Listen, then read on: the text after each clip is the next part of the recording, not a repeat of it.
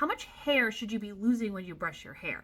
Recently, one of my followers asked, how much hair should you lose when you brush your hair in the morning after washing it or whatever? The answer is it's going to be different for everybody. And for me, I mean, I just brushed my hair right now. It's not even the first time today. And I lost that, which is probably about 5 or 6 strands.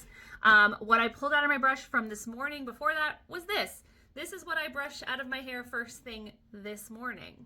That seems like a lot because I don't have a ton of hair, but I mean, I still have lots of hair on my head, so obviously I'm not going bald. I do lose more right now because I just lost a bunch of weight and I'm about to start my period. I always shed more when I'm about to start my period, but the answer is it's going to be different for everyone. As long as you're not losing significantly more hair than you normally do, then I wouldn't be concerned. As long as you're not noticing that your hair's got exceptionally thinner and all of a sudden you can see scalp when you couldn't before, or you're balding in patches, then it's probably just your normal rate of shed.